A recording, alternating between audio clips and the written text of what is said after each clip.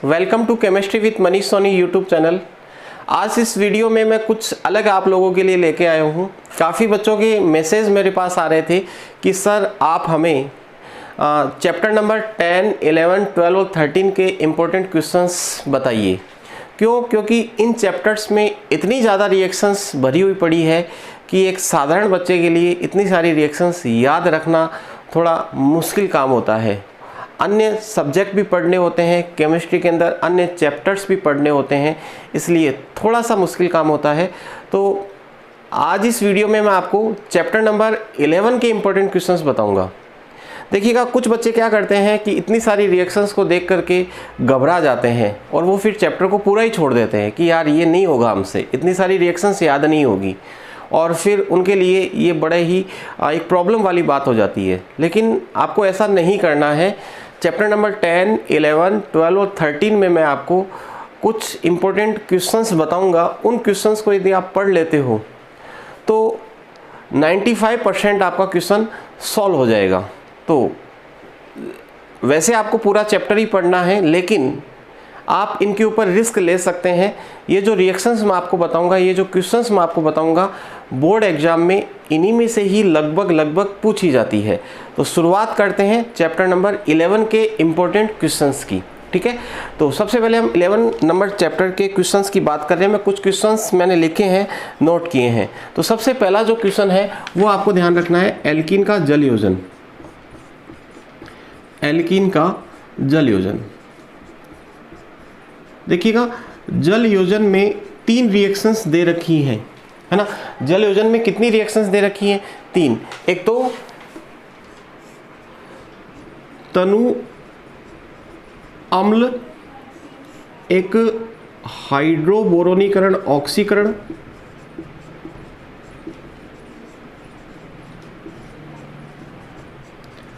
और एक दे रखी है ऑक्सीमर्क्यूरीकरण विमर्क्यूरीकरण अभिक्रिया, है ना। एल्कीन का जल योजन करके हम अल्कोहल का निर्माण करते हैं। तो 3 रिएक्शंस इसमें आपके बुक में हैं और 3 ही होती है वैसे, तो आपको उनमें से कम 2 पढ़ लेनी चाहिए। एक तो तनु अम्ल वाली और एक हाइड्रोबोरोनीकरण ऑक्सीकरण वाली। इसमें मार्कोनिकॉफ नियम लगता है और इसमें एंटी मार्कोनिकॉफ नियम लगता है। आसान सी रिएक्शन है, संबंधित वीडियो आपको वो देख लेना है। तो पहला जो इंपॉर्टेंट क्वेश्चन है इसके अंदर चैप्टर नंबर 11 में वो है एल्कीन का जल योजन। दूसरा है गिन्यार अभिकर्मक से अल्कोहल बनाना। गिन्यार अभिकर्मक से अल्कोहल का निर्माण। गिन्यार अभिकर्मक से 1 डिग्री अल्कोहल, 2 डिग्री अल्कोहल और 3 डिग्री अल्कोहल का निर्माण किस प्रकार किया जाता है, ये आपको पढ़ लेना है और इससे संबंधित जो वीडियो है वो आपको देख लेना है। तीसरी जो इसमें इम्पोर्टेंट रिएक्शन या क्वेश्चन है वो है RNH2 की अभिक्रिया किसके साथ? HNO2 के साथ। बहुत इंपॉर्टेंट रिएक्शन है, बोर्ड एग्जाम में पूछी जा सकती है कि एलिफेटिक एमीन की किसके साथ अभिक्रिया? HNO2 के साथ। और आपको पता है कि इस अभिक्रिया में अल्कोहल बनता है, NH2 के स्थान पे क्या आ जाता है? OH आ जाता है। फिर चौथा जो इम्पोर्टेंट क्वेश्चन है वो है 1 डिग्री, 2 डिग्री, 3 डिग्री अल्कोहल की अम्लीय प्रवृत्ति का क्रम। अल्कोहल की अम्लीय प्रवृत्ति का क्रम। 1 डिग्री, 2 डिग्री, 3 डिग्री अल्कोहल की जो अम्लीय प्रवृत्ति का क्रम है वो भी आपको पढ़ लेना है। आसान सा है कि 1 डिग्री अल्कोहल सबसे ज़्यादा अम्लीय होता है, फिर 2 डिग्री अल्कोहल और सबसे कम कौन होता है? 3 डिग्री अल्कोहल। 5वां है लुकास परीक्षण। लुकास परीक्षण। लुकास परीक्षण भी आपसे एग्जाम में पूछा जा सकता है। लुकास अभिकर्मक का सूत्र आपसे पूछा जा सकता है। तो याद रखिएगा, 5वां जो इंपॉर्टेंट क्वेश्चन है वो कौन सा है? लुकास परीक्षण। 6ठा जो इंपॉर्टेंट क्वेश्चन है उसमें 2 रिएक्शंस हैं वो आपको याद रखनी है। C2H5OH की अभिक्रिया सांद्र H2SO4 के साथ, किसके साथ? सांद्र H2SO4 के साथ 413 केल्विन पर और सांद्र H2SO4 के साथ 443 केल्विन पर। इस वाली अभिक्रिया में ईथर का निर्माण होता है और इस वाली अभिक्रिया में एल्कीन का निर्माण होता है, जैसा कि मैंने आपको पढ़ाया है। तो बताओ मैंने अभी तक आपको कितने इंपॉर्टेंट क्वेश्चंस बता दिए? 6। एल्कीन का जल योजन तनु अम्ल के द्वारा, मार्कोनिकॉफ नियम लगाना है, आसान सी अभिक्रिया है, और हाइड्रोबोरोनीकरण ऑक्सीकरण में एंटी मार्कोनिकॉफ नियम लगाना है। केवल रिएक्शन याद रखनी है, उसकी मैकेनिज्म याद रखने की आवश्यकता नहीं है। गिनियार विकर्मक से अल्कोहल बनाना, एक अल्कोहल बनाना आप सीख जाओगे तो फिर सारे सीख जाओगे, क्योंकि सबका तरीका क्या है? सेम है। RNH2 की अभिक्रिया HNO2 के साथ, आसान सी रिएक्शन है, अल्कोहल बनाना है, NH2 के स्थान पे क्या लगा देना है? OH। 1 degree, 2 degree, 3 degree alcohol की अम्लीय प्रवृत्ति का क्रम। एक एक मिनट में याद होने वाले क्वेश्चंस है, यानी मैं आपको 10-12 क्वेश्चंस बताऊंगा तो आपको 15 मिनट लगने वाली है। और 15 मिनट यदि आप अपना खर्च भी नहीं कर सकते तो फिर आपको तैयारी नहीं करनी चाहिए बोर्ड परीक्षा की, या फिर आपको ये टारगेट रखना चाहिए कि मुझे केवल क्या होना है? पास होना है। तो 9 नंबर तो ऑब्जेक्टिव से भी आ जाएंगे, ठीक है। तो थोड़ी सी मेहनत करनी पड़ेगी बच्चों अच्छे मार्क्स प्राप्त करने के लिए। लुकास परीक्षण आपको पढ़ना है। C2H5OH की अभिक्रिया 413 केल्विन और 443 केल्विन पर आपको याद रखनी है। इसके बाद में 7वां जो प्रश्न है, 7वां जो प्रश्न है वो है परिशुद्ध अल्कोहल क्या होता है? परिशुद्ध अल्कोहल क्या होता है? परिशोधित अल्कोहल क्या होता है? परिशुद्ध अल्कोहल क्या होता है? परिशोधित अल्कोहल क्या होता है? पावर अल्कोहल क्या होता है? पावर अल्कोहल क्या होता है? और विकृतीकृत अल्कोहल क्या होता है? विकृतीकृत अल्कोहल क्या होता है ना। एक एक मिनट में यानी 4 मिनट में आप इन चारों बातों को याद कर सकते हो और 1 नंबर का क्वेश्चन आपसे पूछा जा सकता है।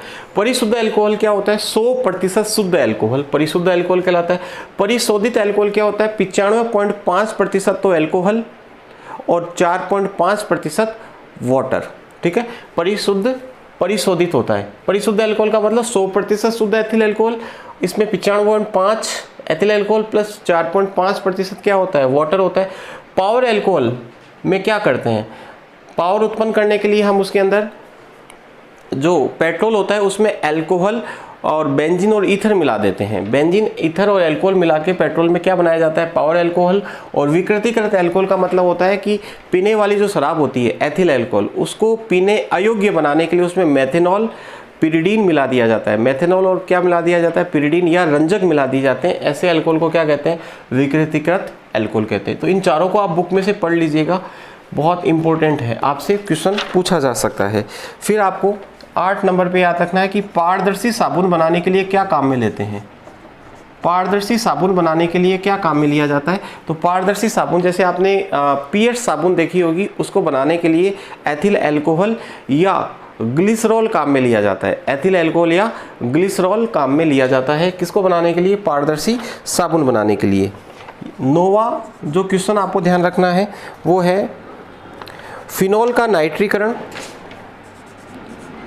फिनॉल का नाइट्रीकरण, फिनॉल का नाइट्रीकरण तनु अम्ल के द्वारा कराओगे और तनु HNO3 के द्वारा और सांद्र HNO3 के द्वारा। 2 रिएक्शन है इसके अंदर और दोनों आसान है। तनु HNO3 के द्वारा और सांद्र HNO3 के द्वारा। तनु HNO3 के द्वारा करवाते हो तब तो ऑर्थो और मेटा प्रोडक्ट बनेगा, और सांद्र HNO3 से करवाते हो तो 2,4,6 ट्राई नाइट्रोफिनॉल का निर्माण होता है। आप बुक को पढ़िएगा, उसमें अच्छे से लिखा हुआ है और मैंने वीडियो में भी इसको बता रखा है, ठीक है। और पिक्रिक अम्ल बनता है सांद्र HNO3 के द्वारा। तो फिनॉल का नाइट्रीकरण इंपॉर्टेंट है।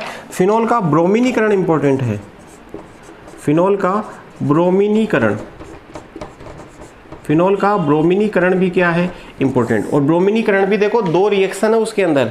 एक तो है कार्बन डाइसल्फाइड या CCl4 विलायक की उपस्थिति में, और एक है जल विलायक की उपस्थिति में। यानी विलायक के रूप में जल हो तो क्या बनेगा, और विलायक के रूप में कार्बन डाइसल्फाइड या CCl4 हो तो क्या बनेगा। और एक आपको इसके अंदर याद रखना है जीसल विधि, है ना। जीसल विधि क्या होती है ये मैंने आपको अच्छे से पढ़ा रखी है, तो आप वीडियो देखिएगा या बुक से आप इसको पढ़ लीजिएगा कि जीसल विधि क्या होती है। और 12 नंबर पे है फिनॉल का ऑक्सीकरण। किसके द्वारा? Na2Cr2O7 H2SO4 के द्वारा इसका ऑक्सीकरण होता है तो पैराबेंजोक्विनोन बनता है। याद रखिएगा क्या बनता है, पैराबेंजोक्विनोन। तो ये वाली रिएक्शन भी क्या है, इंपॉर्टेंट है। तो बताओ एल्किन का जल योजन, तनु अम्ल और हाइड्रोबोरोनीकरण ऑक्सीकरण, गिनियार विक्रमक से अल्कोहल का निर्माण, RNH2 plus HNO2, 1 degree 2 degree 3 degree alcohol की अम्लीय प्रवृत्ति का क्रम, लुकास परीक्षण, C2H5OH की 413 और 443 केल्विन पर शांत H2SO4 के साथ अभिक्रिया, परिशुद्ध अल्कोहल क्या होता है, परिशोधित अल्कोहल क्या होता है, पावर अल्कोहल क्या होता है, विकृतीकृत अल्कोहल क्या होता है, पारदर्शी साबुन बनाने के लिए क्या काम में लेते हैं, एथिल अल्कोहल या ग्लिसरॉल काम में लेते हैं, फिनोल का नाइट्रीकरण, फिनोल का ब्रोमीकरण, जीसीएल विधि और फिनोल का ऑक्सीकरण, और क्या बनता है, पैराबेंजोक्विनोन। और एक नंबर 13 है बेंजीन का ऑक्सीकरण V2O5 के द्वारा। बेंजीन का ऑक्सीकरण किसके द्वारा, V2O5 के द्वारा। तो बताओ क्या बनता है, फिनॉल बनेगा। क्या बनेगा, फिनॉल बनेगा। कितना हो गया, 13 हो गया। 13 क्वेश्चंस मैंने आपको बता दिए हैं, ये आपको ध्यान रखने हैं, ठीक है।